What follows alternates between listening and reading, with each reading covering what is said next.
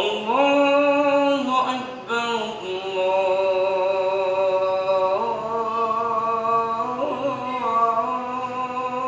اللہ اکبر۔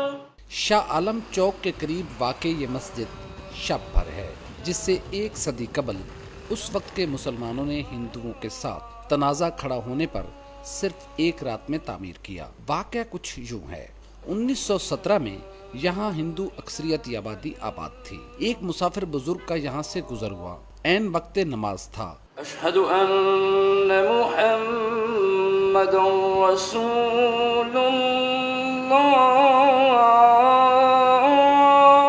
تو اس مسافر نے اس مقام پر نماز ادا کی تو ہندو مسلم تنازع کھڑا ہو گیا۔ ہندوؤں نے کہا کہ انہوں نے اس مقام پر مندر تعمیر کرنا تھا، آپ نے یہاں نماز کیوں ادا کی؟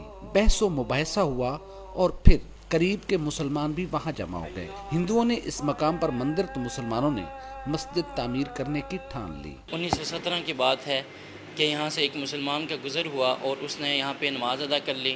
یہ سارا علاقہ جو تھا وہ ہندوؤں کی اکثریت کا حامل تھا، تو ہندوؤں نے کہا کہ مسلمان نے یہاں پہ نماز کیوں ادا کی ہے؟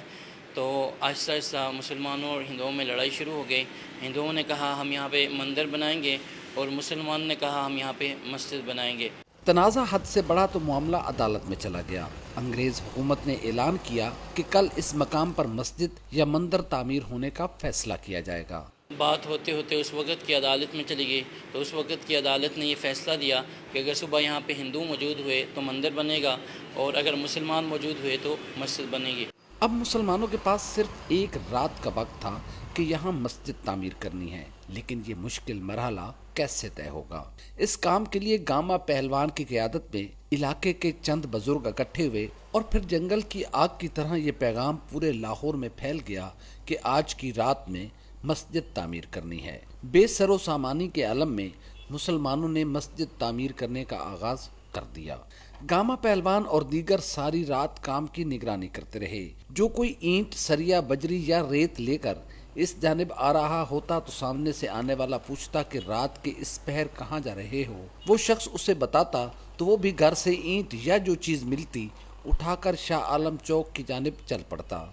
مسلمان نے راتوں رات اس مسجد کو گاما پہلوان کی قیادت میں تعمیر کر کے، صبح جب ہندو یہاں پہ آئے تو اذان ہو رہی تھی، تھوڑی دیر کے بعد جج آیا تو اس نے کیا دیکھا کہ یہاں پہ نماز کھڑی ہو گئی تھی، تو اس جج نے مسلمانوں کے حق میں فیصلہ دے دیا۔ اور اس وقت یہ قانون ہوتا تھا کہ کوئی بھی مذہبی عبادت گاہ اگر پہلے سے تعمیر شدہ ہو تو اس کو گرایا نہیں جا سکتا تھا۔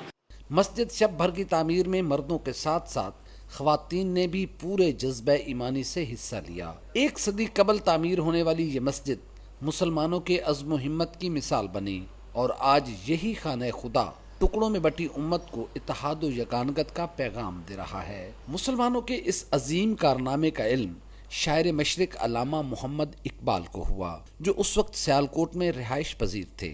علم ہونے پر علامہ محمد اقبال خصوصی طور پر لاہور تشریف لائے اور مسجد شب بھر کے اس مقام کا دورہ کیا۔ علامہ اقبال نے پوری معلومات لینے کے بعد ایک شرح آفاق شعر کہا جو ہمیشہ تاریخ کے سینے پر موجود رہے گا۔